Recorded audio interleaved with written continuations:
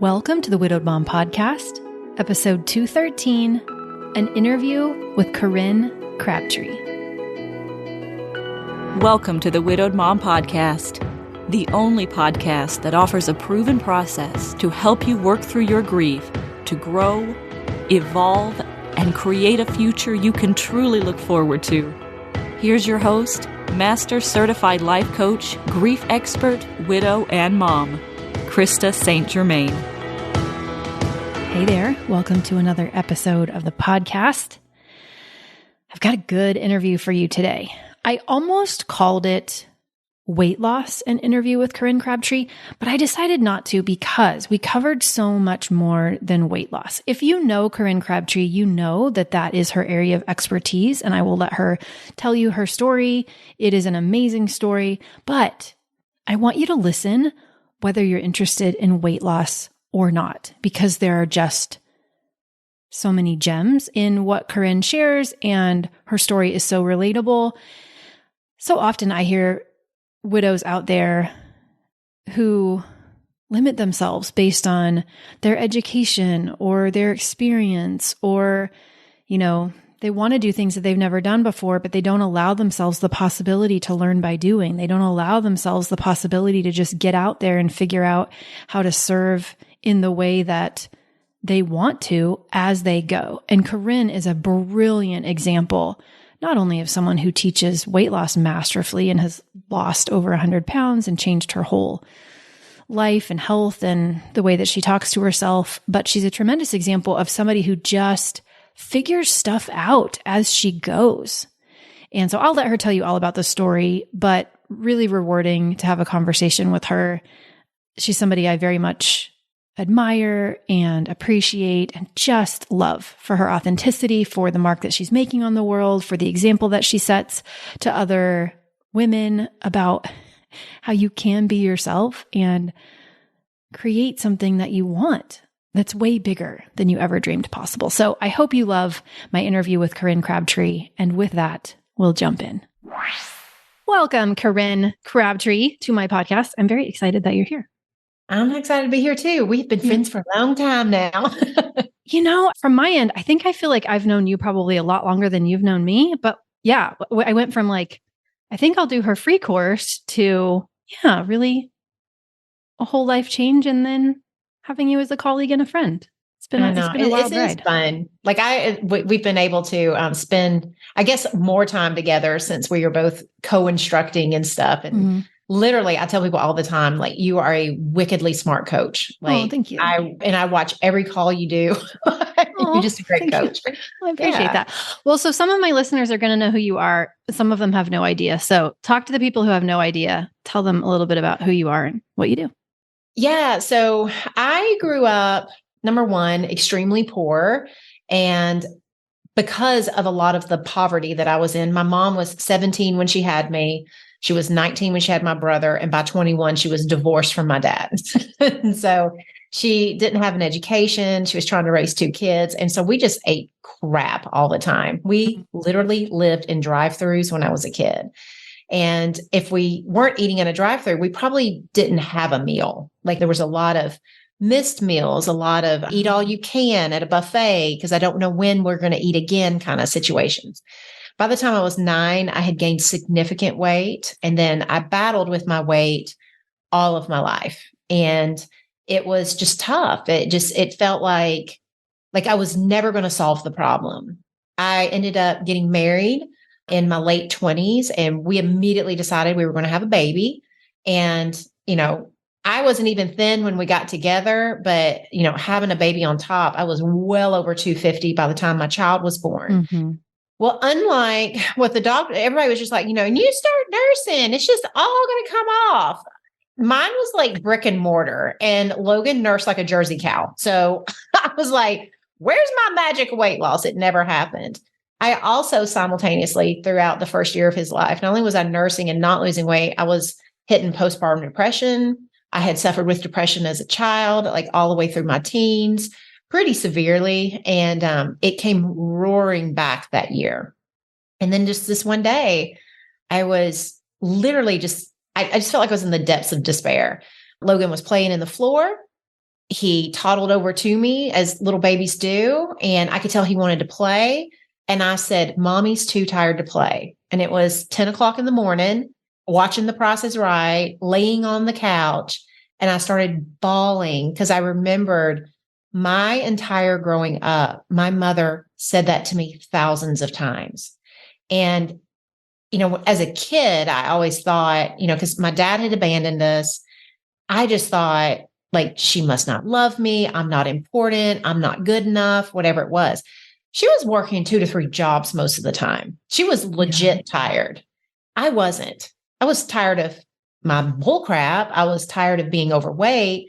But other than just, taking care of Logan, it wasn't like it was with my mom. I realized I was doing the one thing I said I would never do, which is eating myself into a position to be so tired I couldn't keep up with my kid. Yeah. And that day I just decided, I didn't know what I was going to do, but I decided I'm going to figure this out. And I reflected through a lot of tears on why I always failed at diets. And I just, for the first time in my life, decided to meet myself where I was at. I just told myself the truth. You can't handle hardcore restrictive diets. You're going to have to make small changes. I don't know if you'll ever lose your weight, but you definitely can start treating yourself better. We can start doing different things. And it just added up. After 18 months, I lost the weight. Once I lost the weight, I knew I wanted to help other women do the same. So I started a small little online business. And then over the last 16 years, it's grown into a weight loss membership. I also now teach women who are very much like me. Like, you solved a major problem, you have a passion and a purpose, and you want to help other people do the same thing online. And so I started a business around that. So it's kind of what brought me here today was all of that stuff. Yeah. When you look back on that, like your own struggle, did you ever imagine having a business? Or maybe at what point did you imagine that was going to be something more than just something you were doing for yourself? No. So I had a story, like when I was growing up, my mom told me like thousands of times that I needed to go to college. If I didn't go to college, then I would struggle my entire life. Well, I got a full ride and I ended up eloping. I don't even hardly ever tell this story, but right after high school, I had attempted suicide my senior year of high school. And I was literally just a mess. And so that was Mother's Day of 92. By my birthday, which is in July of 92, I ran off and eloped with a guy that I had been dating for 6 months. And I was going to Tennessee Tech, which is about 90 minutes from Nashville, where I live. And he wouldn't work. And I wanted to keep the marriage. And I was like, I just quit school completely to take care of us and to wait tables and to get a job. I divorced him by the time I was 21. That was never going anywhere. But from that moment on, the next messaging I heard was, well, you better find a good man, because you're never going to be able to make any kind of money. And you just need, for now, you just need to be able to pay your bills. Don't go homeless. Like, that was always my messaging. So who are you hearing that from? My mom. Okay. Yeah. And I have gone back and looked at all of that, because for a long time, I was pretty angry at my mom for like most of us, angry at our mother for 1,001 different reasons. And, I finally looked back and I just kind of understand why she was so scared for me. Sure. She saw me eloping at, 18, which is like, in her mind, she said this over and over again growing up, like, my life ended the day I got pregnant. And she didn't mean that she didn't never, because my mother has loved us and sacrificed, and she adores my brother and I to this day. But in her mind, everything she thought she would be ended that day. Yeah. Because she was going to commit to being a mother and raising us, because her mother actually wanted to adopt me and raise me as her child, and my mom go on and do other things. And she said, no, she wanted me. So I had a lot of messaging that just, my mom she never was exposed that women could make money. She only knew that women had to work hard. And especially if you didn't have a college education, you were just screwed.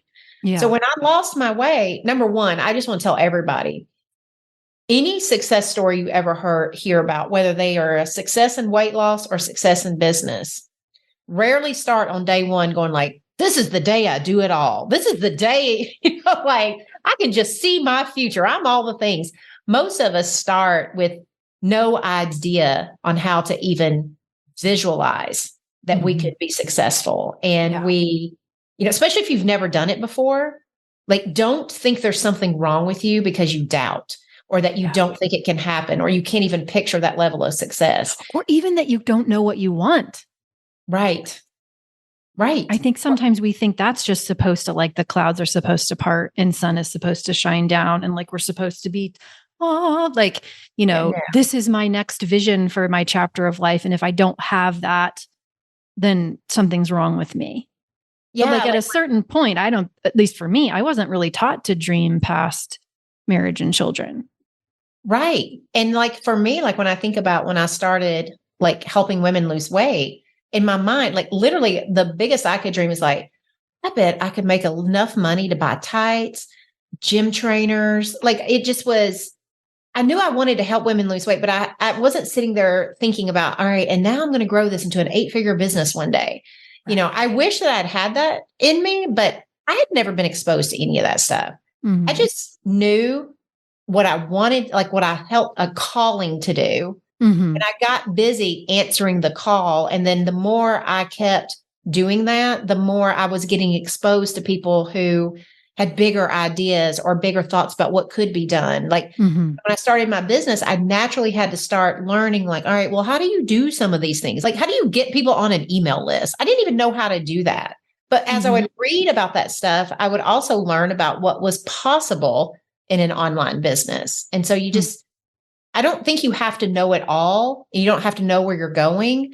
But if you feel like you have a passion to do something, just getting started is enough to get on the path to figuring out where you might want it to go one day. Like it just continually for me revealed itself as I just kept taking steps forward to helping more people.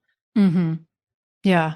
The whole time you were doing that, were you thinking of the next goal? Were you thinking of like a particular woman that you wanted to help? Like what was the why that was kind of driving you in those early days? For me, it was the person I wanted to help. So it's transitioned over the years. In the beginning, I think it was so important for me to really know who I was helping.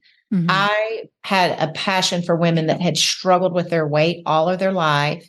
They wanted to do something really simple. And for me, it was what I realized is I had done a lot of diets in the past, but I didn't end up liking myself at the end. It's like I would lose a lot of weight. I'd be really proud of that. And I'd be excited to buy smaller clothes, but I still was terrified of everything I ate, terrified of what people thought. Like I never learned how to talk nicely to myself. When I lost weight this last time, the biggest change for me was the reason why I had so much success was because I kept talking to myself different. Yeah. Like I would tell myself, that's what old Corinne thinks. Like we really have to have like a new way to think about this. And I would like have these conversations with myself. And when I lost my weight, I was looking for the woman who wanted to also feel amazing at the end, because that's what I created for me. And so I went and I spoke, and like in my blogs and in my emails, I was always talking about this idea of like, we deserve better. Like we can feel better. Like we don't have to struggle with this all of our lives. And so that was who I was looking for. As time went on, like that lasted me for about 10 years. Then I started having more money goals. And that started with, I guess at some level, I felt like I was accomplishing my mission. And I was only helping about 150 people for like $5 a month. Like it was like Corinne was not making it rain, like by no means those 10 years. But we had a pivotal moment with our child. He got diagnosed with autism. And then a few years after that, he was going to a private school, and they told us they just couldn't help him anymore. He got to the 6th grade level and he was really struggling. He was in 2 hours a day of tutoring every single day, on top of having to go through behavioral therapy and occupational therapy. My child worked so hard. And I remember a dear friend of mine she had taught him in kindergarten and third grade. She was the teacher at his school, and she came and she was the brave soul that was going to have the conversation with me. And she just said, we can't help him. You've got to find him another school or he's never going to make it. And she knew how much it meant to me that he figure out his life. Because Logan has always been higher functioning, but he needed an incredible amount of help. And so we found a school that was going to take us from $10,000 a year in tuition to $50,000 a year in tuition. Ooh. Oh God. Yeah. Like I flipped out. Like I cried, we prayed, we did all the things. And I told my husband, I said, I don't want, like, I've always had a good marriage. Mm-hmm. I've been very fortunate with Chris. And I was like, I don't want to give up dates and our vacations. These are the only times that we have together. And we do this. It is all Logan now. And we will get no breaks. And so that year I was like, come hell or high water, I'm going to figure out how to make $50,000 in my business. And I am paying the tuition. And like, for me, that was like huge. Yeah. That was the first year when I set a money goal and I hit it. And I was like, all right, maybe what else can I do? Maybe I should think bigger. And I started like making bigger goals. And that's when it kind of changed. It was like, now I have my mission and I know the woman that I love. Mm-hmm. And now I have goals that kind of take those things, put them together. And I started feeling kind of unstoppable in it. Mm-hmm. Yeah. That's a long way from, considering suicide at your 17. Senior year in high school. I mean, like that's a progression. And you're being very humble, which I'm not surprised at all about, but I don't know for how long have you been the top earner at the life coach school? Forever? Since they started tracking? I think 4. No.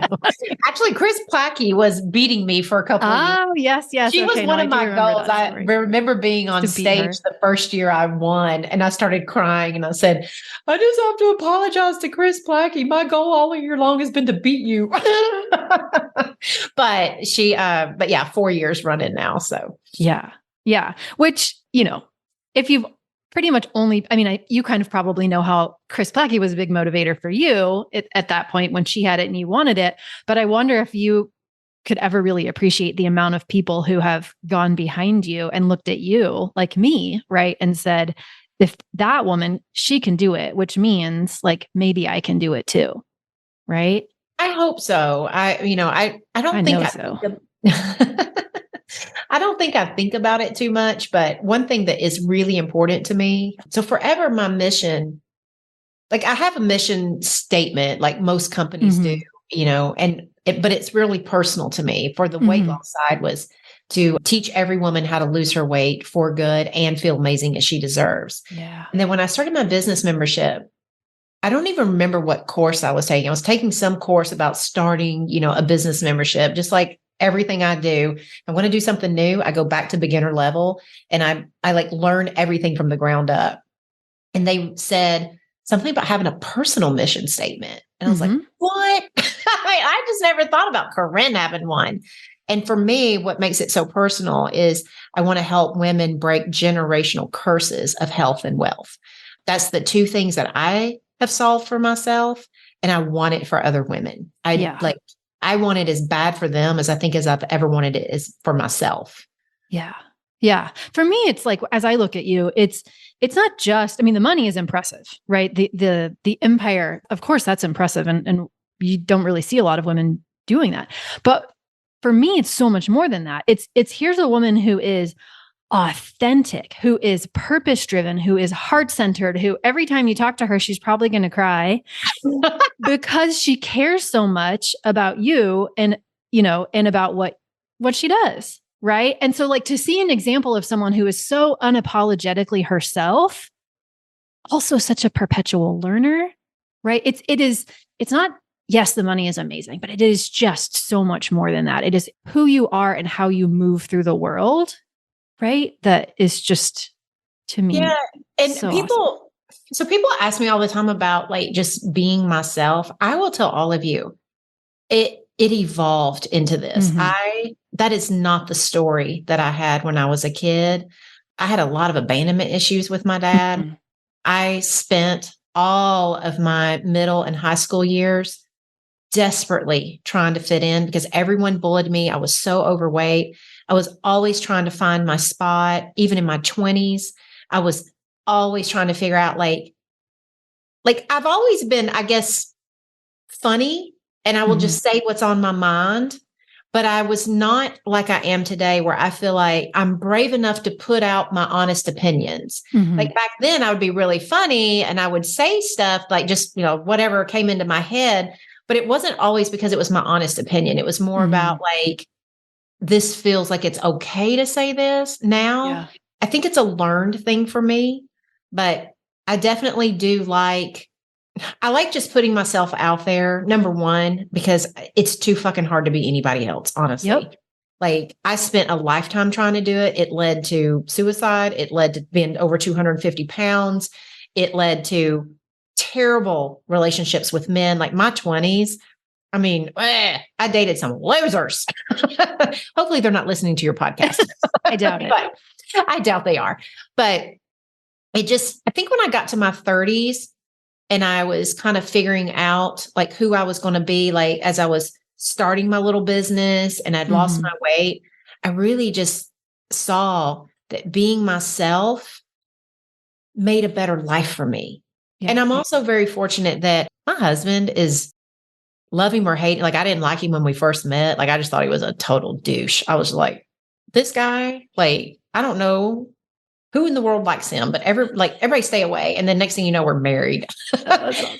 But he's so honest. He just is like, you never don't know where you stand with him. And it was almost like when being around him enough, it was so refreshing to be like, okay, this works out. Like it's so much easier to navigate stuff when everybody's just putting their cards on the table. Yeah. Yeah. I think too, it's, from what I see when I watch you, I can tell it's not a binary. It's not like, well, I either am myself or I am fully myself, right? It's like, because I'll go on a tangent here. I hate in the quote unquote self-help industry when we present this illusion, like you're going to do this work once and then you never have to do it again. Right. You're going to be here and then you're going to do this work and then the angels are going to sing and your life will be forever perfect and you're done.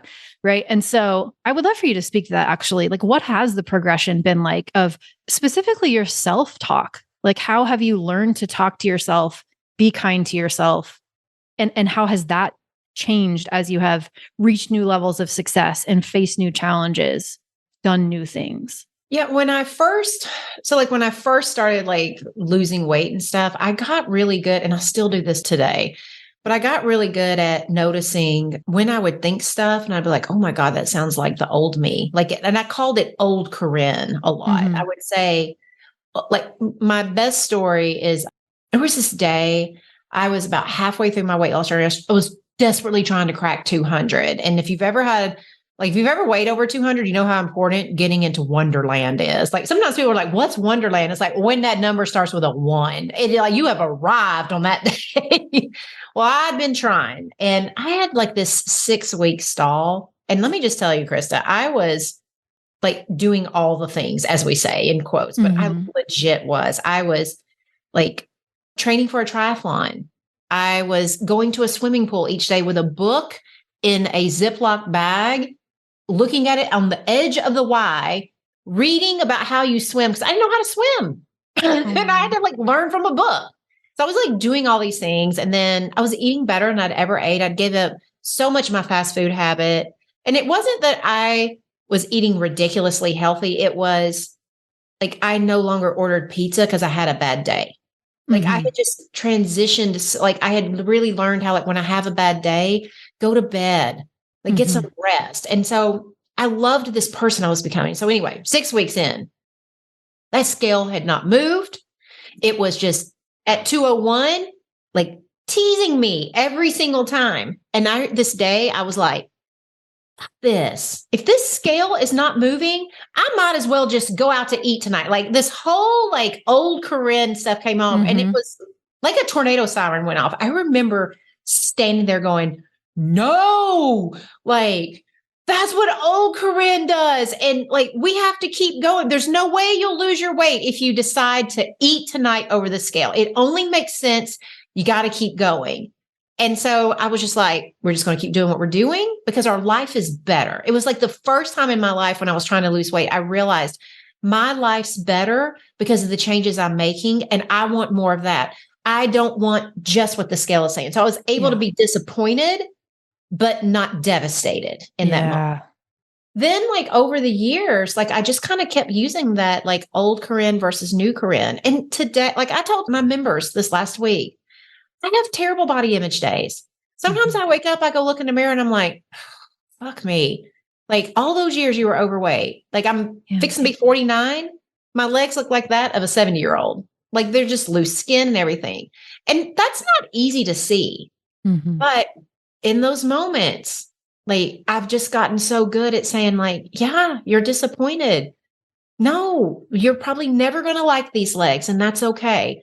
But your life, these things, these are important. Like, and I remind myself of what's good. And I'm just like, this is your thing.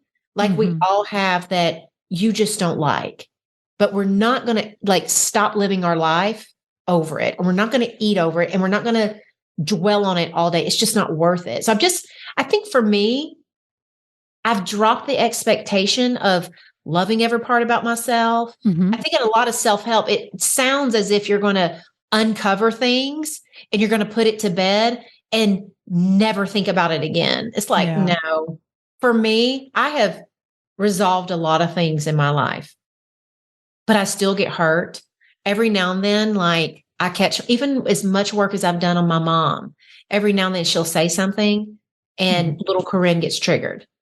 She's just like, I can't believe you said that to me. Or like whatever. Same thing with my dad.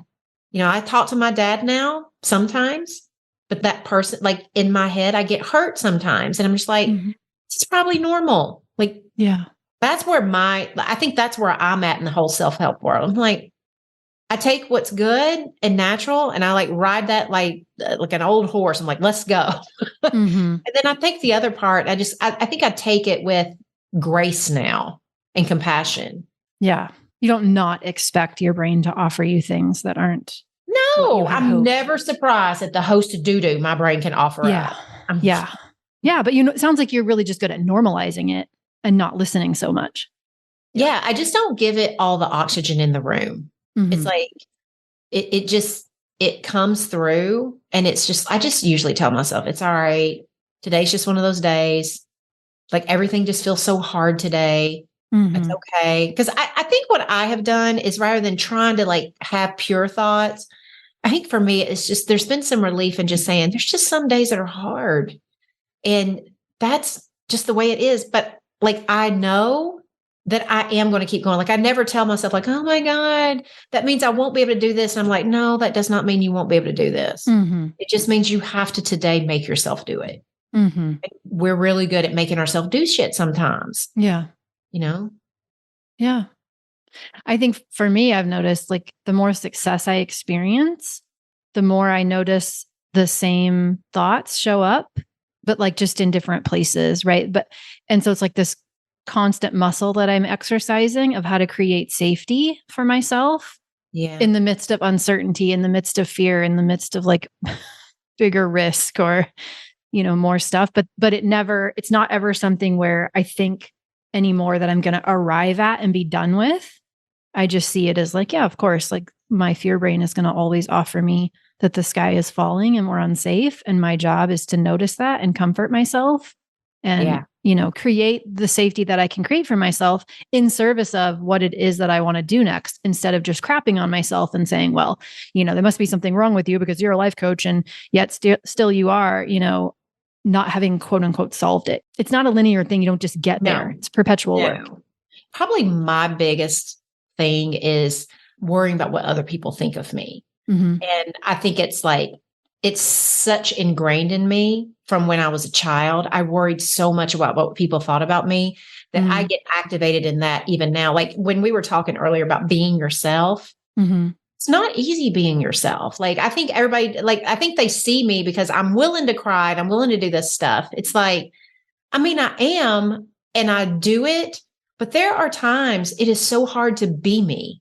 Mm. It's like, I know I'm fixing to put out an opinion, or I'm going to go do this thing where I am going to be me. And I have panic moments of like, what's everybody going to think? Are people going to quit my membership if I do this? Like one of the things I was working through, we were talking about being humble. I worked on this recently about it's tough being the number one earner sometimes. Yeah. You get so much attention. And for someone who was bullied as a child to have created a life where people genuinely like you and love you and respect you and stuff, it's scary at times because you want to do things and you're like, will I lose all that? Yeah. And it's like something that your inner child dreamed of and worked so hard for. And so I work on that stuff all the time. Yeah. Because I do want to be me at the end of the day. I never want to build an empire for me. I don't want an empire built on smoke and mirrors. Sure. I think that would be a harder life. I'd rather be scared that people will leave me than to be scared that they'll find out who I really am. Like if I'm going to pick being scared, let's just pick one and we can roll with it. Yeah. I'm really glad you said that too, though, because I think one of the things that I notice in grief, well, just it's not just in grief, but if you're rebuilding something or seeking something new, creating something new, and you've started at a really low place, which for my listeners is death of their person, right? You really don't imagine that when you create a particular amount of what you thought you wanted, you don't imagine the negative emotion that you might actually feel when you get there. Right. Yeah. And I know for me, like buying this house, I just talked about this in an email the other day, like this house, Corinne, that I'm in, this is the neighborhood that I used to drive through to look at Christmas lights, right? Like it's called the Pinnacle. And when I used to own my fitness centers, I don't even remember if we ever talked about that, but I literally used to have one a mile away and I put it here in this zip code because of the amount of money that was in this zip code, right? But never, ever did I ever think I would live in this neighborhood. And when I moved in, like all of the thoughts came out, right? Yeah. All of the, you don't belong here. Who do you think you are? What if you lose it? What, you're not a doctor. You're not a lawyer. You're not a this, like all the pressure on me to maintain it. Yes. It was really shocking to my system. Yeah. To experience, because I thought, okay, the worst thing that's ever going to happen to me or the most negative emotion I'm ever going to feel, is surely after Hugo died. Yeah. Not that it really compares in intensity. It doesn't, but it was still very shocking. And still, when you're not expecting your brain to get all obsessed about, is the other shoe going to drop? Right? Are you going to lose it? Can you keep it? Mm-hmm. It's not so great. So yeah. I actually think it's comforting to hear that. Yeah. I don't know what I was studying this morning. I was like actually reading something and they were saying when you are thinking about I think it was a weight loss thing, but they were talking about a lot of people have a fear of success with weight loss. Like, will I become a bitch? Will a lot of my women have a real fear that their husbands, because a lot of them are eating partners. Yeah. That makes total sense. They'll have nothing left in common, that they'll leave their partner behind. Like all of these things come up. And the exercise was so that we don't get too rope-a-doped into the idea of like when we lose weight, now everything's going to be great. And I think that in weight loss, especially, even creating a business, people think, if I'm just making $1 million, I'm just going to be, shitting in high cotton. It's just we just think everything's going to be great. Mm-hmm. Imagine one, the greatness of your thing. And then what are all the problems that person is still going to wake up with every single day? Yeah. Just like for me with weight loss, it's it is great to be able to shop and buy clothes anywhere I want and whatnot. But also it's not great to see all the damage that your weight did to you. And, you're probably until you resolve it, you're probably going to go through a lot of people who lose weight, especially a lot of weight. They go through a long period of being afraid they'll regain it back. It's a whole identity shift. And so it's like, even though you get this great thing, it's really good for you to practice thinking about, but what are the problems, so that we're not over glorifying it, so that we actually can do fall in love with the process. Don't just fall in love with the result. In weight loss, that happens a lot. And this happens in business too. People will set their business up in a way, they're just so desperate for the money and the influence, but they do a lot of things that are just not sustainable. So they don't fall in love with the process because they were so in love with the result. They get the result, they're happy for like a minute, and then all of a sudden they realize, shit, I got to keep doing this. Oh God, like it didn't fix everything. I still worry about these things. So it was just really interesting. I thought that is so cool for people to think about, like, the best way for you. Like, I'm just always all about tell the truth to yourself. So it will feel great, but it's not fixing everything. And if it's not going to fix everything, then we might as well only do things that we're willing to do to get there. Yeah. And it's not just money and business and weight, right? It's like all the areas. It's anytime we think the grass is going to be greener once we've created something else. And I know for me in the beginning of this work, and by this work, I mean like thought work and what I learned when I became a certified coach and kind of right before I became a coach as a client in a coaching program, I just remember thinking, oh, I can create results that I want to create. And then that will solve all my problems. And what I have, spoiler alert. Right. That's making more money, losing more weight, buying more. Yeah, doesn't. And so now I'm even more convinced that no, the answer to the quality of life that I want is so much less about creating different things and more about my ability to allow emotion. Yeah.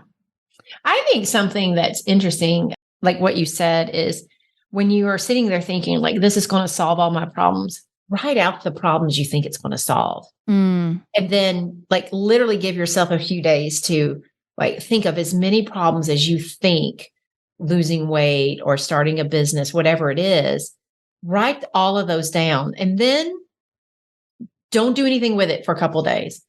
Sit down when you can have like a cup of coffee, a quiet morning, and use your logical brain to argue, like, is it even true? Because there will be some things that, like, more money has solved some things for me. Like I'm able to, like, one of the biggest problems I had was this fear that we would, of course, I hope we die before my child does, but that we would die and he would not be able to take care of himself for the rest of his life. Yeah. Money has solved that. We have set up all of our finances in a trust, and we've done everything so that it will last Logan for 50 years. He can't override it. This is just how it's going to go. So if nothing else, I know financially he's taken care of. But what it doesn't solve is connection with him. Like making a lot of money and being able to have more time doesn't mean that I feel like a better or more connected mother. Yeah. I still beat myself up all the time about time I spend away from him. Or my biggest one is we don't have a lot in common. He has a lot in common with his daddy. We have almost zero in common. And it's taken me years of coaching to let go of feeling like a bad mom because I don't just enjoy every minute and every word that pours out my child's mouth. Money and solving all that other didn't solve that stuff. Yeah. Yeah. So it's like just thinking through, what is it that I think this is going to fix for me? And some of it's probably true, but a lot of it's not. And if it's not going to be solved by the money and stuff, that means we now have a mind problem. We for sure have a mindset issue that can be solved with work with a coach. Yeah. Yeah. But even if we do the mindset work, which obviously I highly encourage people to do, it still doesn't ever take away our humanness, right? It still doesn't ever take away that we do want to experience, all of the emotions. We don't always want to be happy. And so it's time well spent to get good at feelings instead of just trying to always outrun them by creating a different version of yourself for your life. Yeah. Yeah. Because it's kind of like what we were talking about earlier. A lot of the things that I thought weight loss would solve, like I just knew that I'd think I was hot shit every 5 minutes. Like if I lost 100 pounds, like there would never be a day I'd feel terrible about my body. I'm like, that didn't happen. And it's like now though, when I really look at it honestly, There are days I feel great. There are days that I feel awful.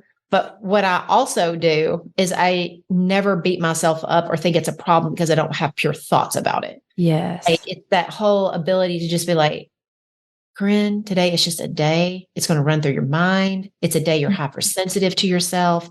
You're probably going to get triggered all day long. Like, I just have days where I'm going to get triggered. I'm going to get triggered. And I'm just like, we're just going to breathe on through it. Like every single time. And I don't make it a bigger deal. Like I allow it. I feel the feelings, but I don't put what I call mustard on the shit sandwich. It's like, we already got the shitty thoughts. We don't need to slather mustard on there of like, oh my God, I thought I was over this already. Like, when is this ever going to stop? If I keep thinking this way, I'll regain my weight. I've dropped all that story. That's the part I've been able to make so much better for myself. Yeah. That's been a great relief. Such a great parallel there too, to what I know a lot of my clients do, which is they do that to themselves in grief, right? They tell themselves, oh, I'm feeling better. And now today I'm not feeling good. That must mean I'm doing something wrong. There's something wrong with me. I'm backsliding, right? I should be further along than I am. They have the mustard on the, what'd you call it? Mustard on the shit sandwich? Mustard on your shit sandwich. Yeah. Instead of being like, oh no, this is just like a griefy day. Like, oh, maybe grief actually doesn't end. Maybe it is okay for me to be sad sometimes. Maybe however I feel is not a problem for me to solve. I can just support myself through it. It's not something I have to judge or tell myself I'm wrong, because it is my experience. It is like what you said. It's meeting ourselves where we are. Yeah, for sure. Because like the one thing that's helped me kind of resolve a lot of like activation and trigger on just a variety of things is someone told me once that like your brain is like a huge filing cabinet, like just think rooms and rooms of filing cabinets. And there are so many different memories, scents, sounds, unique combination of how things have happened. And you're just never going to purge all the files. Yeah. It's like, out of like, especially when it comes like my grandparents raised me. We lived with my grandparents as much as we ever lived just with my mom. Like, we were always moving in and out, so we never had money. And especially when my grandmother died, it was really hard for me. To this day, I still cry about her. And that woman's been dead over 20 years. And I swear, sometimes I'll go out walking and I don't know what it is, but something will happen that will just make me miss her. And I just always think I get some kind of peace of just knowing like, we just never know what's going to tripwire us. Sometimes we just get tripped, and that's okay. Like, just cry or do whatever, but don't shame yourself or just don't make it harder on yourself because it's happening. Right. There's so much just separation that happens there. I just don't think people realize the hardest part to me of feeling and processing emotion, it's not the raw emotion. It's the layer of crap we put on top of it. To me, that's the hard part. Yeah. The feelings about the feelings, the judgment. Yeah, that's the hard part, I think. I totally agree. I totally agree. I love it. Even though we do very separate things, like I don't really typically coach a lot of people on weight loss. I will if they want to, but it's definitely not my area of expertise like it is yours. But I see so many similarities in that the door that people come to me through is grief, and the door that people come to you through is weight loss. But then what's on the other side of that door? So much more. Oh, yeah. Oh, yeah. Right? Yes, they will lose weight. Yes, they will change aspects about their lives. How do you talk about that when you talk to people about what they're going to get when they work with you? I talk about mainly about how the diet industry's failed them in terms of the cleanest example I have is that almost every woman can follow a points, a calorie, or some restrictive plan for a while. It's where I am different is, number one, we're not going to give you that. We just have 4 simple, but I just don't think, because you can Google weight loss should ever involve math. I'm like, no math. But where we're different is we address all the reasons why, like on a Wednesday night after a bad day, you will throw out a good day to eat. We're going to resolve the reasons why sometimes you just need a break and you're eating and you don't know why. It's like all those moments that you're like, I would have done so well, like I was doing so good, but this happened. we pick up in all of those moments because diets aren't addressing that part. They are not helping you figure out that root cause. Like, what is the reason why? Like, sometimes things get too hard. What is the reasons why you cope with food? What are the reasons why, like at, 9:00 at night, when everything's quiet, you just feel compelled to eat because it may be the first time in the day that you have had alone time, that somebody wasn't needing you. And so we pick up there. And I just tell people, you solve the root cause behind why you eat, then the actual weight loss is easy. Like stopping at enough is easy. It's hard to stop at enough when you're eating because you're terrified that you might get hungry later. Yeah. It's hard to stop at enough when your whole family's eating around you and you stop and you worry about what people will think. Or if you fear wasting food. That was a big thing for me. I had to overcome fearing, like, for God's sakes, if I got a hamburger someplace, if I didn't eat all of it, like, oh my God, that's like a whole 30 cents I could be leaving on this plate. A lot of that stuff has to get resolved. Otherwise, what most diets do is they will take away your favorite foods and they take so many calories out that all those moments that you needed to eat to cope with your emotional life, they've taken away your one coping mechanism, but they didn't replace it. They did not teach you how. Did not teach you what to do in those moments. We teach you what to do in those moments. Yeah. Which you probably don't lead with this in your marketing, but what I know is that on the other end of having done that work, it ripples into your life in so many ways that have nothing to do with your weight. Yeah. It's like the increase in the quality of your life and your relationships and the goals that you're willing to set and how you talk to yourself and what you're willing to believe is possible for yourself. Like that stuff, it's so much more than I can fit into. Not that it's not great to fit into the clothes you want to fit into, but it's just like the gateway drug. Yeah. It's like all the other good stuff. Like in our membership, people say, like, I came to lose weight. I stay for the life I'm creating. Like they always say that. They're just like, like I've got members that have been there 4 and 5 years now. Yeah. They're like, I've lost my weight. I'm never leaving.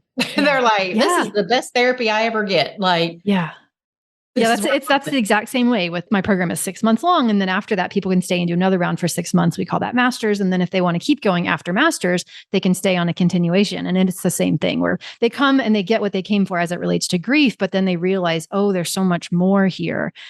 I love having this community. I love having the support. I love these tools. I'm not leaving. And then they stay because it's so much more than that. For sure. Yeah. So if people want to learn more about you, because I know they will, what's the best way? If you are interested in the weight loss stuff, you can just go to nobsweightloss.com. You'll be able to find my podcasts. Everything is over there. Like I've got a free course. It's all over there. And if you're interested in an online business, you can go to nobsbusinesswomen.com. And then all the information about that is over there. I love it. I love that you're doing something for entrepreneurs. I feel like for a long time, you've just been doing it for free out of the kindness of your heart. I love that you actually created something that that people can pay you for and get your help because you're so good at both. Well, thank you. I wanted to create the business membership that I wish I'd had. And I'm really working on it, just being that one-stop shop. Like I can get my mindset coaching. I also can get frameworks. I can get tools. I can get help. Like somebody will answer my questions, that kind of thing. I struggled with finding that place all the time. And so I was just like, all right, if I can't find it, I'll build it. Good for you. Well, thanks so much for being willing to come on the podcast and share your brilliance with my people. Well, thank you for having me. I love you. Yeah. All right. Take care. I'll talk to you later. If you like what you've been hearing on this podcast and want to create a future you can truly get excited about even after the loss of your spouse, I invite you to join my Mom Goes On coaching program. It's small group coaching just for widowed moms like you, where I'll help you figure out what's holding you back and give you the tools and support you need so you can move forward with confidence. Please don't settle for a new normal that's less than what you deserve. Go to coachingwithkrista.com and click Work With Me for details and next steps. I can't wait to meet you.